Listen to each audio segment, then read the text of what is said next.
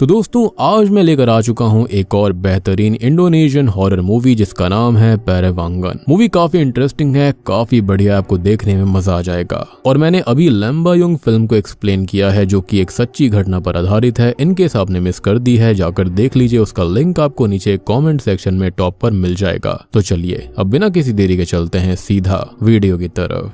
तो कहानी की शुरुआत 2008 में होती है जहां पर हम एक महिला को देखते हैं जो कि एक बार्न के अंदर बैठकर कुछ मुर्गियों को एक इमाम दस्ते से कूट रही थी, और वो भी अपने हाथों से। जिस तरह से वो ये सब कर रही होती है वो देखने में काफी ज्यादा भयानक था। साथ ही साथ हम पिंजरे के अंदर कुछ रेवन बर्ड्स को यानी कि कुछ क्रोस को भी देख पाते हैं। Damn this raven bird again. अब सीन चेंज होता है जहां पर हम इसी महिला को देखते हैं। असल में इस महिला का नाम सुदर्शी होता है और ये अपने पति तारियादी के साथ में एक रेस्टोरेंट चलाती है, और इनका रेस्टोरेंट काफी ज्यादा फेमस है। मतलब यहाँ पर काफी अच्छा खाना मिलता था और उनका बिजनेस भी काफी अच्छा चल रहा था। जिसके बाद हम दोनों ही हस्बैंड वाइफ को किचन में देखते हैं जहाँ सुदर्शी सब्जियां काट रही थी। तभी अचानक से उसको एक रेवन बर्ड किचन के अंदर दिखाई देता है जिससे वो काफी घबरा जाती है। जिसके बाद उसे कुछ होने लगता है और वो चाकू लेकर अपने ही पति की तरफ बढ़ने लगी थी। वो उसे मारने की कोशिश करने लगती है लेकिन अचानक से उसको होश आ जाता है। उसे ऐसा लग रहा था कि वहाँ पर कोई क्रो होगा लेकिन वहाँ पर कोई भी कौवा नहीं था। अब सुदर्शी काफी ज्यादा घबरा चुकी थी और इसके चलते वो वहाँ से चली जाती है। तारियादी को उसका ये अजीब सा बर्ताव समझ में नहीं आता, इसलिए वो अपनी बीवी से बात करने जाता है। अब तारियादी उसे एक शीशे के सामने देखता है। वो उसके पास जाता है, उससे पूछता है कि उसे हुआ क्या है, लेकिन तभी वो नीचे गिर पड़ती है और वहीं पर बेहोश हो जाती है। तारियादी अपनी दोनों बेटी वुलन और माया को आवाज लगाने लगता है, लेकिन सुदर्शी अचानक से ही पजेस हो जाती है और वो अपनी बॉडी को बहुत ही ज्यादा बेंड कर लेती है और अजीब तरह से हंसने लगती है। और यहीं पर अब सीन कट हो जाता है, जिसके बाद हम 2010 की कहानी देखते हैं जहाँ पर तारियादी को दिखाया जाता है जो कि कई सालों के बाद अपने घर वापस आया था। दरअसल वो उस हादसे के बाद मेंटली अनस्टेबल हो गया था, लेकिन अब वो थोड़ा बहुत ठीक है। अब वो अपने ब्रदर इन लॉ डॉक्टर रोनी की वजह से डिस्चार्ज हुआ था। खैर आते ही वो अपनी दोनों बेटियां वुलन और माया को आवाज लगाता है। अब वुलन उसकी छोटी बेटी थी, इसलिए वो अपने पिता को देखकर काफी ज्यादा एक्साइटेड हो जाती है। खैर रोनी माया को कहता है कि उसके पिता की हालत पहले से स्टेबल है, लेकिन इसके बावजूद उसे अपने पिता के बर्ताव को मॉनिटर करने की जरूरत थी। लेकिन डॉक्टर रोनी जो होते हैं वो उसे उसके ट्रॉमा से रिलेटेड बात करने के लिए साफ इनकार करते हैं, और रोनी उससे उसकी मदर के बारे में पूछता है, जिस पर वो ये बताती है कि उनकी कंडीशन में कोई भी सुधार नहीं है। वो खाना पीना बहुत कम करती हैं। दरअसल पदस होने के बाद से सुदर्शी की हालत भी बहुत ही ज्यादा खस्ता हो चुकी थी। खैर अब जो माया होती है वो अपने मामा जी डॉक्टर रोनी से अपनी बहन यानी कि माया की माँ से मिलने के लिए कहती है, लेकिन इसी बीच होता यह है कि रोनी के पास उसकी बीवी का कॉल आ जाता है, जिसके बाद उसे वहाँ से जाना पड़ता है। अब रात में ये लोग साथ में ही खाना खा रहे होते हैं, जहाँ पर खाना खाते समय माया के जो पिता होते हैं वो उसको ये कहते हैं कि उसे दोबारा स्कूल जाना चाहिए क्योंकि उसने ऑलरेडी काफी लेट कर दिया है और अब ऐसे और नहीं चलेगा। वो इंतजार नहीं कर सकता माया की ग्रेजुएशन अटेंड करने के लिए। उसकी माँ और वो वहाँ पर साथ में आएंगे, और बस इतना कहते ही वो माया से पूछ लेता है कि उनकी माँ कहाँ पर है, जिस पर वो बताती है कि वो अपने बेडरूम के अंदर ही हैं। खैर अब सीन आधी रात की तरफ आता है जहाँ पर तारियादी सुदर्शी के साथ डांस कर रहा था। अब यहाँ उन दोनों के बीच हम एक रोमांटिक बॉन्ड बनता हुआ देख पाते हैं। तभी दूसरी तरफ माया की आंख खुलती है और वो म्यूजिक सुनती है। वो अपनी माँ के रूम में जाती है जहाँ पर उसके पिता को ये कहती है कि दरअसल उसके पिता अकेले ही डांस कर रहे हैं, या फिर ये कहें कि वो अपनी बीवी को हेलुसिनेट कर रहे थे क्योंकि सुदर्शी तो बेड पर बीमार पड़ी हुई थी और तो और वो होश में भी नहीं थी। ये देखकर माया को काफी बुरा लगता है। खैर अब वो अपने रूम में जाने लगती है, लेकिन तभी वो नोटिस करती है कि विंडो पर किसी ने पत्थर फेंका था और बाहर उसे उसके पिता तारियादी दिखाई देते हैं। वो अपने पिता को बाहर बुलाने जाती है, लेकिन उसके पिता उसे एक क्रीपी सी स्माइल देते हैं और जाकर सीधा अपना सर एक पाइप में दे मारते हैं, जिसके चलते उसके पिता की वहीं ऑन द स्पॉट मौत हो जाती है। अब अगले दिन माया के घर पर सुदर्शी के सिबलिंग्स आते हैं जिनके नाम थे सुमर्णी, बमवांग और सुचिप्तो। वो लोग यहाँ पर असल में दुख बांटने नहीं आए थे, वो तो चाहते थे कि वो किसी तरह से माया के घर को बिकवा दे जो कि माया की ग्रैंड मदर के इनहेरिटेंस में उसको मिला था, और उसका पैसा ये लोग आपस में बांट लेना चाहते थे। मीनवाइल हम माया को देखते हैं जो कि परेशान थी अपनी माँ के लिए क्योंकि वो बिल्कुल भी नहीं बोलती थी। वो उनकी आवाज सुनना चाहती थी, साथ ही साथ वुलन भी अपनी पुरानी माँ को काफी मिस कर रही थी। खैर अब माया के तीनों ही सिबलिंग्स उसको बुलाते हैं और उसको सीधा कह देते हैं कि उसे ये घर बेच देना चाहिए ताकि वो अपनी माँ के हॉस्पिटल के बिल को भर सके। साथ ही साथ वो इस हिस्से को आपस में बांट लेंगे और उसे कोई भी छोटा घर दिलवा देंगे। ये सुनकर माया उन्हें साफ इनकार कर देती है, जिसके बाद उन तीनों को वहाँ से जाना पड़ता है। अब रास्ते में बमबांग और सुचिप्तो सुमर्णी से कहते हैं कि उनकी बात नहीं बनी, लेकिन सुमर्णी उन्हें कुछ बाल दिखाती है जो कि सुदर्शी के थे। दूसरी तरफ रात में माया और वुलन लेटे हुए थे और बाहर काफी तेज बारिश हो रही थी और लाइट्स भी नहीं थी, जिस कारण से वुलन को काफी डर लग रहा था। इसलिए माया बाहर जाकर एक लैंप लेकर आ जाती है, लेकिन तभी वो बिस्तर पर एक रेवन बर्ड को नोटिस करती है और वो विंडो की तरफ देखती है जो कि बंद थी। उसके मन में यही था कि आखिरकार ये बर्ड अंदर कैसे आई। खैर अब वो उस कौवे को पकड़ने की कोशिश करती है, लेकिन तभी उसके सामने उसके पिता आ जाते हैं, जिसके आसपास काफी सारे कौवे थे। लेकिन असल में ये उसका एक बुरा सपना था जिससे माया काफी डर गई थी। जिसके बाद हम देखते हैं कि माया अपने कुछ चीजों को बेच रही होती है ताकि वो थोड़ा बहुत फाइनेंशियली हेल्प ले सके। वहीं पर हम देख पाते हैं कि शुरुआत वाला इमाम दस्ता भी पड़ा हुआ था और उसी के अंदर तो सुदर्शी उन चिकन्स को कूटा करती थी। अब सामने वाला जो व्यक्ति होता है वो माया को उसे भी बेच देने के लिए कहता है, लेकिन वो उसे मना कर देती है क्योंकि वो उसकी माँ का था। अब अगले सीन में माया अपनी माँ के पास ही होती है और वो उनको नहलाने के लिए ले जाने वाली थी, लेकिन वो उनके कमर पर एक घाव का निशान देखती है जो कि काफी अजीब सा था। ये देखकर वो अपने अंकल रॉन को बुलाती है और रॉन वहाँ पर आ जाता है। वो सुदर्शी के लिए मेडिसिन भी लेकर आए थे ताकि उसका घाव ठीक हो सके। जिसके बाद वो अंदर जाता है, लेकिन तभी वो सुदर्शी के रूम में लगे हुए मिरर को देखता है, जिसको देखकर वो बाहर निकल जाता है और यहाँ पर वो माया को उसके परिवार का सारा सच बताने लगता है जो आज तक उसे किसी ने नहीं बताया था। वो उसे कहता है कि वो जो मिरर उसकी माँ के रूम के अंदर है वो उसे हटा देना चाहिए क्योंकि कहीं ना कहीं उसके पिता की मौत का कारण भी वही शीशा है। और यहाँ पर ये अंकल रॉनी ही है जो कि डॉक्टर थे। इनको यहाँ पर अंकल रॉन शॉर्ट में बुलाया गया है। फिर अब यहाँ पर वो उन्हें पास्ट की स्टोरी बताता है जहाँ पर वो ये बोलता है कि उसके ग्रैंडफादर की 3 बीवियां थी, जिसमें से 2 की तो बहुत ही अजीब तरह से मौत हुई थी, काफी मिस्टीरियस मौत थी, लेकिन उनमें से खाली माया की ही ग्रैंडमदर बची थी। दोनों की बॉडी को किसी ने भी नहीं देखा था क्योंकि वो कैस्केट के अंदर बंद थी। ऐसा रूमर है कि उसके ग्रैंडफादर ने उन दोनों बीवियों का सैक्रिफाइस दे दिया था, वो भी एक डीमन के लिए। अब इन दोनों ही सैक्रिफाइस वाली बीवियों के नाम सोमिनी और तोमिरा था, जिसमें सोमिनी जो थी वो थर्सडे 24 मई 1964 को खत्म हुई। बात करी जाए तोमिरा के बारे में तो वो थर्सडे 19 मार्च 1964 को खत्म हुई थी। लेकिन दोनों के ही मरने का टाइम और डे जो था वो बिल्कुल सेम था और ये सब एक रिचुअल का हिस्सा था। लेकिन माया के ग्रैंडफादर ने कसम खाई थी कि वो ये सब एंड करेंगे, जिसके बाद वो एक रिचुअल करने चले गए। उस वक्त वहाँ पर रोनी भी था जो कि बाहर से सब कुछ देख रहा था और रिचुअल के अंदर ग्रैंडफादर क्रो को मारकर उसका खून पीते हैं। इसके बाद वो एक इमाम दस्ते पर लेट जाते हैं। जिसके बाद वो मिरर भी वहाँ पर होता है जिसके अंदर से वो डीमन निकलता है,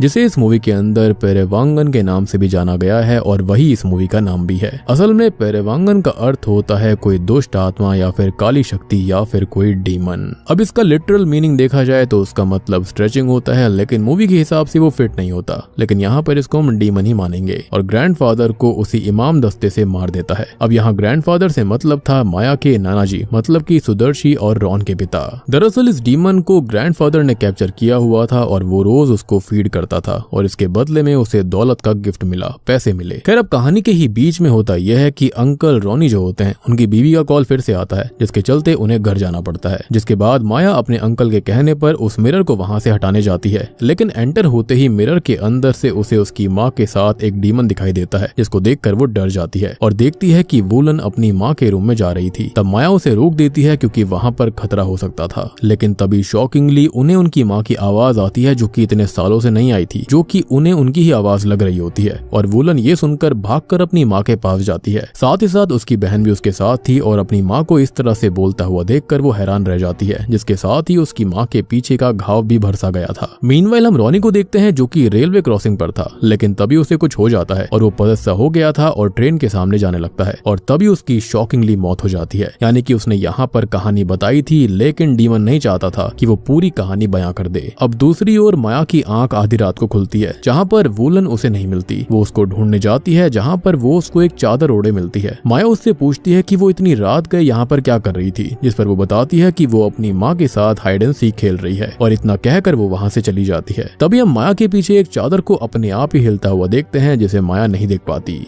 जिसके बाद माया अपनी मॉम के रूम में जाती है जहाँ पर उसकी माँ ये कहती हैं कि क्या अंकल रॉनी उनसे मिलने नहीं आ रहे। इसके बाद माया अंकल रॉनी को कॉल करती है जहाँ पर उनका फोन उनकी वाइफ उठाती है। उसकी मामी जी यानी कि आंटी रोते हुए उनको बताती हैं कि उसके परिवार की वजह से अंकल रॉनी अब खत्म हो चुके हैं और यहाँ पर हमको पता चलता है कि रॉनी की वाइफ उनके परिवार से नफरत करती थी और इसलिए वो बार बार उनको वहाँ से बुलाती रहती और इसका कारण पास्ट ही था, यानी कि उनके परिवार की हिस्ट्री, और वो इसलिए एक बार भी वहाँ कभी विजिट पर नहीं आई थी। अब यहाँ से सीन अगली रात का आता है जहाँ पर सुचिप्तो और बम्बांग माया के घर पर आए थे और यहाँ पर वो उन बालों को दफनाने के लिए आते हैं जो कि किसी तरह का रिचुअल होगा। ये करने के बाद में सुचिप्तो घर पर आता है जहाँ पर घर आने पर उसे कुछ आवाजें आती हैं। खैर तभी कोई नीचे से उसके पैर पकड़ लेता है और वो वहीं पर धार वाला हथियार चलाने लगता है, लेकिन असल में वो अपने ही पैरों को काट लेता है, जिसके बाद वो शक्ति उसे मार डालती है। यानी कि ये रिचुअल उस शक्ति को पसंद नहीं आया था। दूसरी तरफ माया अपनी माँ के रूम में रखे हुए मिरर को कवर कर देती है। अब इसी बीच वो अपनी मॉम के पास वुलन को देखती है। उसे देखने के बाद उसे वहाँ से वो ले जाती है क्योंकि उसकी माँ के साथ कुछ ठीक नहीं लग रहा था। अब रात में सोते हुए अपने बेड पर एक रेवन बर्ड मिलता है और साथ ही साथ उसे अपने तकिए के नीचे कुछ महसूस भी होता है। चेक करने पर उसे एक मरा हुआ कौवा मिलता है जिसको देखकर उसे उल्टी आ जाती है और वो वॉश बेसिन में जाती है जहाँ पर उल्टी के साथ साथ उसके मुंह से खून और कौवे के पंख निकलते हैं और उसका मुंह खून के अंदर था और वो मुंह धोने लगती है लेकिन कुछ भी नहीं निकलता। वो ऐसा बार बार करती है लेकिन इसका कोई फायदा नहीं था। लेकिन तभी अचानक से वो खून गायब हो जाता है और ये चीजें काफी ज्यादा अजीब थी। ऐसा लग रहा था कि वो ये सब हेलुसिनेट कर रही हो। अब इसके बाद वो बेड पर जा रही होती है कि तभी वो अपनी बहन वुलन को देखती है जो कि बाहर थी। वो अपनी बहन को ढूंढने बाहर जाती है जहाँ पर वुलन कुएं के ऊपर खड़ी थी। वो वहाँ से कूदने ही वाली होती है कि तभी उसकी बहन माया उसको बचा लेती है, जिसके बाद वो उसे अंदर सुला देती है। अब अपनी माँ के रूम में वो जाती है जहाँ पर जाते ही मिरर से कपड़ा फिर हट जाता है, जिसके बाद माया उस मिरर को बाहर ले जाने लगती है। बाहर ले जाते वक्त हम मिरर के अंदर एक डीमन का रिफ्लेक्शन साफ साफ देख पाते हैं।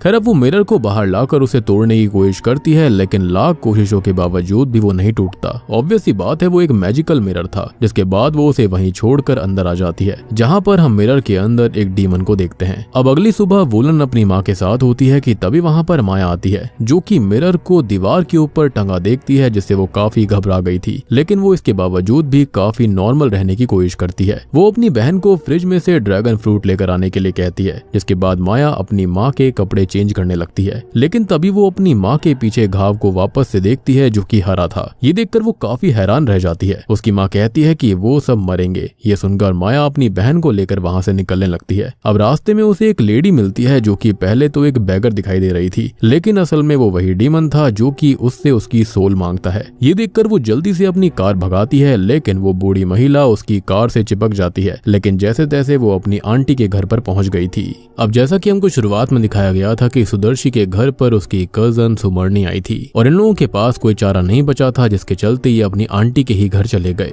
अब उनकी आंटी सुमर्णी उनको अंदर लेकर जाती है। अब अंदर जाकर माया उनसे हेल्प मांगने की कोशिश करती है, जिस पर सुमर्णी उनको बताती है कि उसने हेल्प करी थी, कोशिश करी थी, इसी वजह से सुचिप्तो को उसकी जान गंवानी पड़ी। जिसके बाद में बम्बांग को उसने दूर भेज दिया ताकि उसे कुछ भी ना हो। जिसका मतलब ये था कि सुमर्णी समेत बाकी जो कजन्स थे वो माया का बुरा करना नहीं चाहते थे, बल्कि उसे बचाने के लिए उसने हेयर वाला रिचुअल करवाया। इनफैक्ट वो घर को भी बेचने के लिए इसलिए ही कह रहे होंगे। एंड ऑब्वियस सी बात है हमको सुचिप्तो की मौत से ये चीज पता चल गई थी कि ये रिचुअल फेल हो चुका था। उनकी आंटी उनको बताती है कि जो उनके घर पर है वो उनकी माँ नहीं है। यहाँ पर हमको पता चलता है कि सुमर्णी को कोई भी हिस्सा नहीं चाहिए था। वो तो ये चाहती थी कि माया अपने परिवार के साथ उसके ग्रैंडफादर का घर छोड़ दे, क्योंकि उसे ऑलरेडी पता था कि ये सब कुछ जो हो रहा था वो उसी डीमन पेरीवांगन की वजह से हो रहा था। अब सुमर्णी उनको बताती है कि पास्ट में माया के नाना जी ने उस डीमन से एक डील करी थी, लेकिन उसके नाना जी की दोनों बीवियों के खत्म होने के बाद उसने ये सब खत्म करने के बारे में सोचा और ये खत्म करने के लिए उसने अपना सैक्रिफाइस देना चाहा और उसने ये किया भी। लेकिन उसकी माँ ने उस डीमन को दोबारा जिंदा कर दिया और उसने ऐसा इसलिए किया ताकि उसका जो रेस्टोरेंट वो ओपन कर रही थी वो ठीक से चल सके। यानी कि शुरुआत में जो हमको दिखाया गया था कि उसका रेस्टोरेंट अच्छा चल रहा था वो इसी डीमन की वजह से था। यानी कि शुरुआत से वो जो अजीब चीजें कर रही थी वो इसी पेरीवांगन डीमन की वजह से था।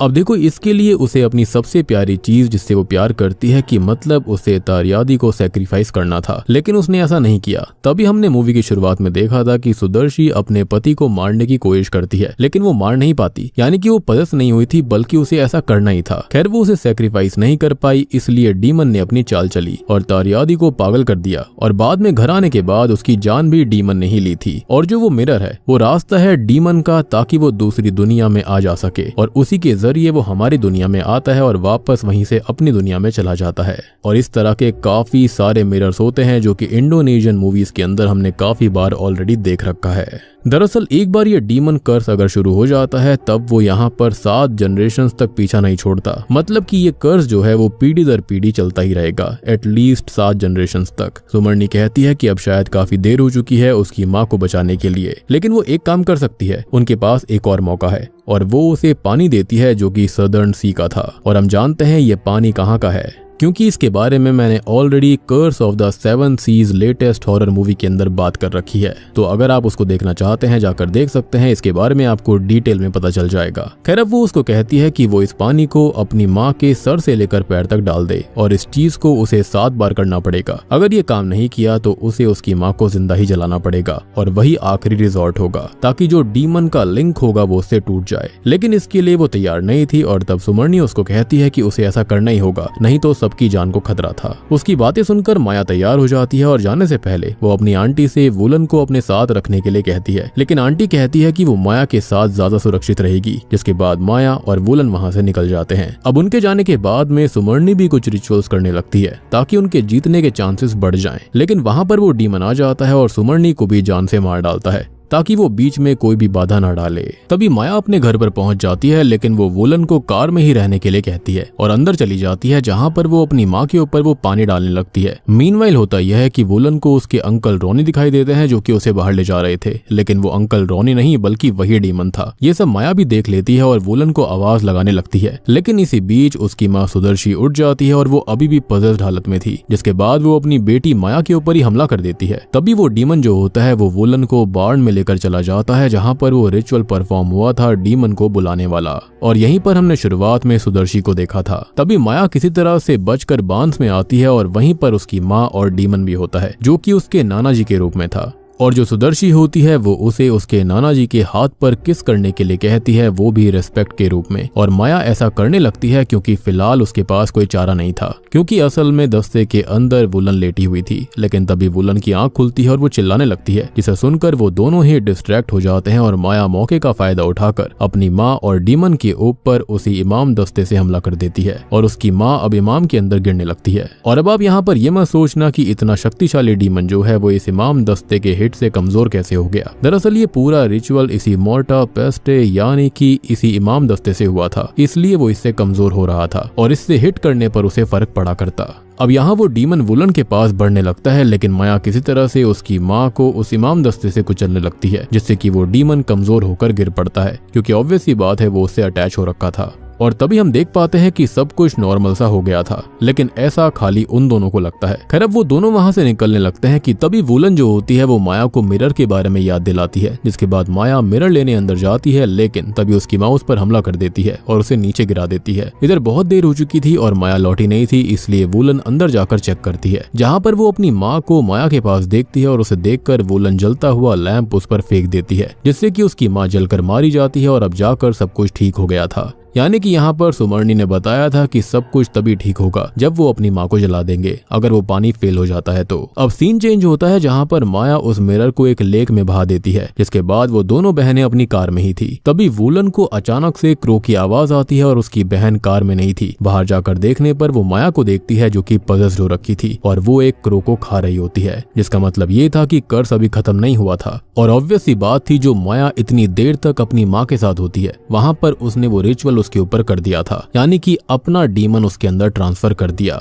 और तभी तो डीमन ने सुदर्शी के ऊपर इजीली आग लगने दी थी। और अब ये बात हमको समझ में आ चुकी है कि ये जो कर्स है वो पूरी 7 पीढ़ी तक इनके साथ रहेगा। और अब यहाँ पर माया इसका मेन विक्टिम होने वाली थी। और बूम, इसी के साथ में ये मूवी यहीं पर खत्म हो जाती है। तो दोस्तों ये थी पेरेवांगन फिल्म की कहानी। उम्मीद करता हूँ कि आपको ये मूवी पसंद आई होगी। तो सबसे पहले हम बात करते हैं क्रोस के बारे में, यानी कि रेवन बर्ड्स के बारे में, कि आखिरकार उनका इस मूवी के अंदर क्या रोल था। तो देखो, जब भी हॉरर मूवीज की बात आती है तो हमेशा रेवन बर्ड्स या फिर क्रोज यहाँ पर होते हैं, जो कि मूवी के अंदर एक रिचुअल से जुड़े हुए थे।